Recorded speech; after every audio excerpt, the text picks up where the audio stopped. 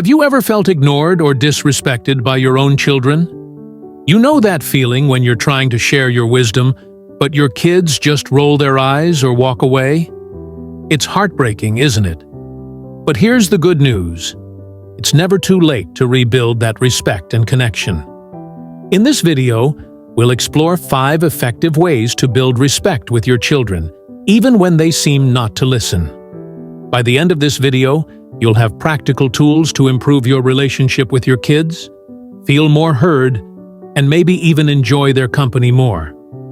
So, stick with me till the end, because I've got some real gems coming up. As we get older, our roles in our children's lives change. We might not be the primary caregivers anymore, but that doesn't mean our influence or our desire to be respected diminishes.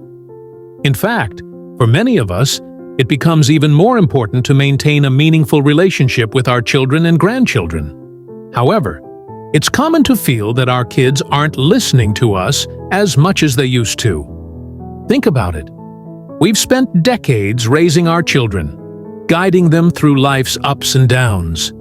We've been their cheerleaders, their advisors, their rock. But as they grow older, their lives become busier, and sometimes it feels like they've forgotten all the lessons we've taught them. Or worse, that they don't value our input anymore. It's a tough pill to swallow, but it's a reality many of us face. The good news? There are ways to bridge that gap, to rebuild that respect, and to feel connected again. And that's exactly what we're going to talk about today. Let's start with the first way: active listening.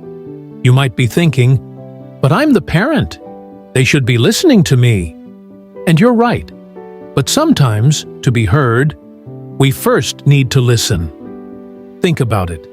When was the last time you really listened to your child without interrupting or trying to solve their problems immediately?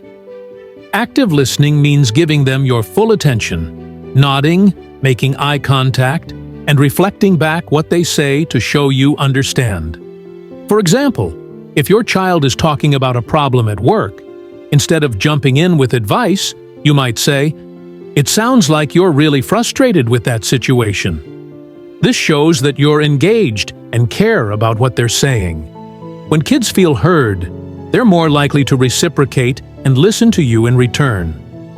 Let me give you an example. Suppose your daughter is stressed about her job. Instead of saying, "You should quit that job, it's not worth it," try active listening. Say, "It sounds like you're really overwhelmed with work right now. Do you want to talk about what's bothering you?" By doing this, you're showing that you're there for her, not just to give advice, but to support her. This can make her more open to hearing your thoughts later on. Why does active listening work? Because when you listen without judgment, you create a safe space for your child to express themselves. This builds trust, and when trust is present, respect follows naturally. It's like planting a seed. You nurture it with attention and care, and it grows into something beautiful. Let's make this even more practical. Next time you're talking with your child, put away distractions like your phone or the TV. Sit down, face them, and really focus on what they're saying. If they're sharing something important, try repeating back a little of what they said in your own words, like, "So, you're saying you're worried about how this project is going?" This small act can make a big difference. It shows you value their thoughts, and over time, they'll start to value yours too. Active listening isn't just about hearing words. It's about showing you care about their world, no matter how different it might seem from yours. Now, let's talk about setting clear boundaries. Respect often comes from understanding limits. As parents, we sometimes let things slide because we don't want to rock the boat, especially as we get older. But clear boundaries help everyone know where they stand. For instance, if you don't want your kids to drop by unannounced, it's okay to say, "I love seeing you, but I need some notice so I can prepare." Or, If you're helping with the grandchildren, set limits on how often or for how long you can babysit. Communicate these boundaries calmly and firmly, and stick to them. When you respect yourself enough to set boundaries, your children will learn to respect them too. Here's another example. Let's say your son keeps borrowing money from you without paying it back. It's important to set a boundary here. You might say, "I love helping you out, but I need you to pay me back on time. If not, I won't be able to lend you money anymore." This teaches responsibility and shows that you respect your own financial stability. Setting boundaries isn't about being controlling. It's about self-respect. When you respect your own needs and limits, you teach your children to do the same. It's a lesson in mutual respect. Remember, respect is a two-way street. To put this into action, think about one area where you feel your child might be overstepping. Maybe they call you late at night when you're trying to wind down, or they expect you to always be available to help. Decide on a reasonable boundary, like, "I'm happy to talk, but let's keep calls before 9 p.m. unless it's an emergency." Then, share it with them kindly but firmly. You might be surprised how much clearer and more respectful your interactions become when everyone knows the rules. Now that we've covered active listening and setting clear boundaries, let's move on to our third way to build respect: showing empathy. Before we jump in, I'd truly appreciate it from the bottom of my heart if you could take a moment to like this video and leave a comment if you find it helpful. Your support means the world to me and helps others discover this content too. Now, let's talk about our third way to build respect: showing empathy. In Part 1, we discussed active listening and setting clear boundaries, two powerful tools to help you connect with your kids. Today, we're diving into two more strategies that can make a big difference in how your children see and treat you.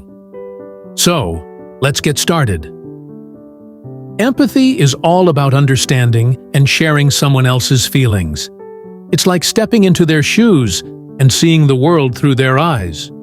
For us as parents, showing empathy to our adult children means trying to understand what they're going through, even if their lives look very different from ours. Maybe your daughter is juggling a demanding job and young kids, or your son is navigating a tough relationship. Their challenges might feel foreign to you, but showing empathy can bridge that gap and make them feel valued. One of the best ways to show empathy is to listen closely when your child is talking. Put down your phone, make eye contact, and really focus on what they're saying. It's not just about the words, it's about picking up on the emotions behind them. For instance, if your son is frustrated about a work project, resist the urge to jump in with advice. Instead, try saying, "It sounds like you're really stressed about this. That must be exhausting." This simple acknowledgement shows you're tuned in to his feelings, which can make him feel heard and respected. Another key part of empathy is validating their feelings. Even if you don't agree with their perspective, let them know their emotions are valid. You might say, "I can see why you're upset about that," or "It makes sense that you feel this way." This doesn't mean you have to agree with everything they say. It just shows you're taking their feelings seriously. For example, if your daughter is upset about a friend's behavior, you could say, "I can understand why that hurt your feelings. It's tough when someone lets you down." This validation can open the door to deeper conversations and build trust. Respecting their point of view is also crucial, especially when you don't see eye to eye. Maybe you and your child have different opinions on politics or lifestyle choices. Instead of arguing, try saying, "I see where you're coming from. Even if I look at it differently, I respect your perspective." This shows you value their independence and are willing to maintain a connection despite differences. It's a small gesture that can go a long way toward earning their respect. Sometimes, empathy is about just being there, even when you don't have all the answers. If your child is going through a rough patch, like a breakup or a job loss, Your presence can be more powerful than any advice. You might say, "I'm here for you," whenever you need to talk. This kind of support shows you care deeply, which can strengthen your bond. Experts suggest that when parents show empathy, it not only improves their relationship with their children, but also helps their kids develop better emotional skills for their own lives. Newport Institute. Here's a real-life scenario to bring this to life. Imagine your daughter is thinking about moving to a new city for a job opportunity, but you're worried about her being so far away. Instead of voicing your concerns right away, ask her what excites her about the move and what she's hoping to achieve. Listen to her dreams and fears and respond with, "I can see why this feels like a big opportunity for you. It sounds exciting, even if it's a little scary." By showing empathy first, you create a space where she's more likely to listen to your thoughts later, fostering a respectful dialogue. Now, let's move on to our fourth way to build respect: leading by example. As parents, we've always been role models for our children, and that doesn't stop when they grow up. In fact, it's even more important now, as they navigate their own lives and relationships. Your actions speak louder than words, and by showing the behaviors you want to see, like respect, kindness, and accountability, you can inspire your children to do the same. Leading by example means living out the values you hope your children will adopt. If you want them to be respectful, make sure you're respectful in how you talk to them and others. If you want them to be kind, show kindness in your daily interactions. If you want them to communicate openly, be honest and open in your conversations with them. It's about walking the talk every day. For example, picture yourself at a family dinner where a heated discussion about current events starts brewing. Instead of raising your voice or dismissing someone's opinion, you calmly share your thoughts and then listen to others. You might say, "That's an interesting perspective. Here's how I see it." By staying respectful, you're showing your children how to handle disagreements with grace, a skill they can carry into their own lives. Another way to lead by example is by owning your mistakes. Nobody's perfect, and admitting when you're wrong can be a powerful lesson. If you snap at your child during a stressful moment, apologize sincerely. "I'm sorry for losing my temper earlier. I was stressed, but that's no excuse." This shows them that accountability matters and that it's okay to be human. It also sets a standard for them to take responsibility in their own relationships. It's also important to model self-care and balance. If you're always stressed or neglecting your own needs, your children might think that's normal. Show them it's okay to take time for yourself, whether it's going for a walk, reading a book, or spending time with friends. By prioritizing your well-being, you're teaching them to do the same, which can lead to healthier, more respectful interactions. Leading by example isn't about grand gestures. It's about the small, consistent choices you make. When you treat others with respect, own your mistakes, and live a balanced life, your children notice.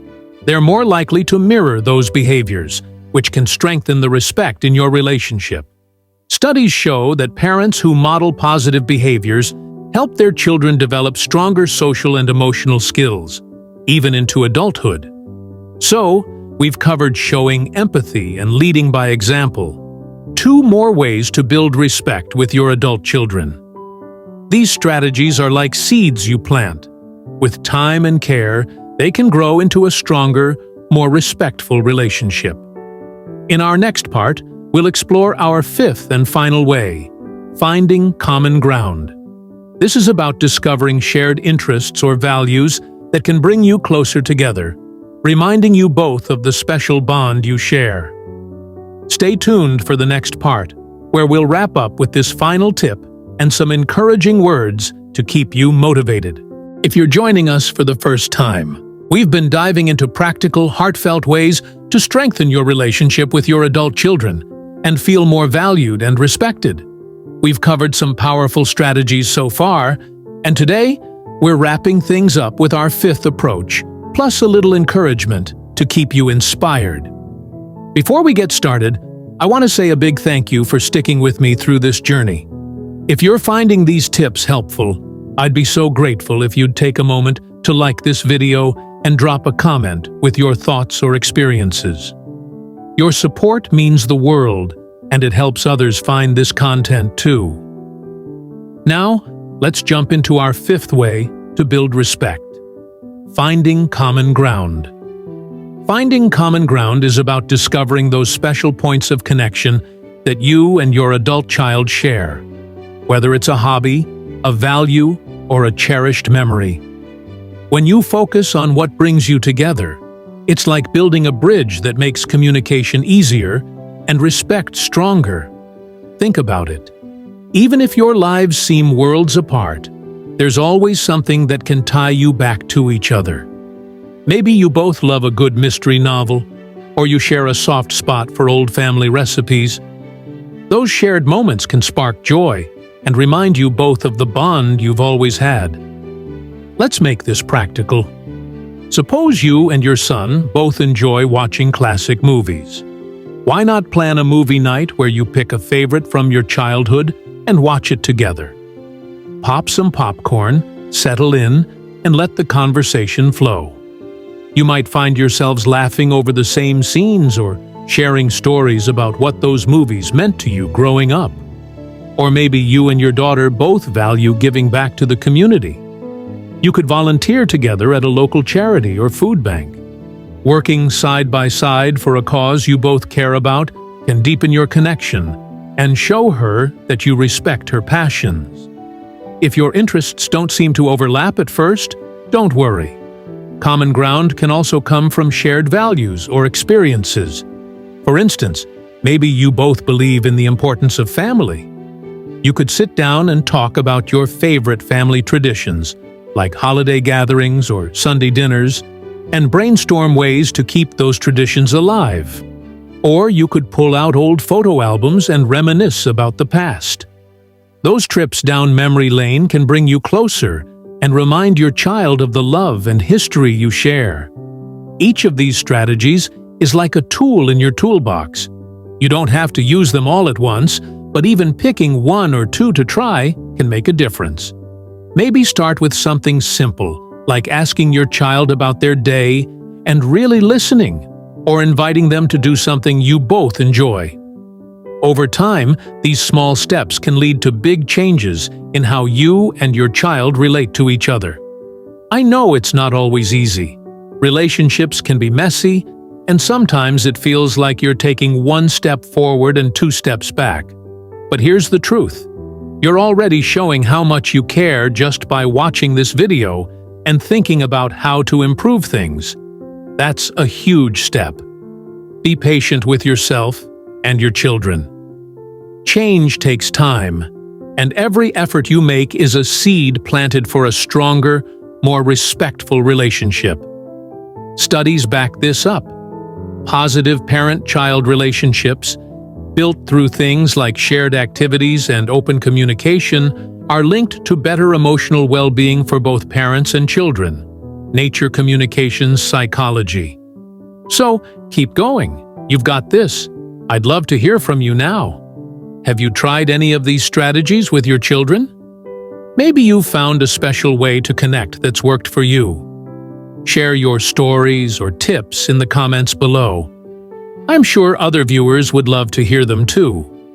Your experiences could inspire someone else who's watching. If you found this video helpful, please give it a thumbs up and consider subscribing to the channel for more content like this. Your support helps me create more videos to empower seniors like you to live your best lives. Let me leave you with one final thought. Every day is a fresh chance to connect with your children and build a relationship filled with respect and love. You've spent years pouring your heart into your family, and that love is still there, ready to shine through.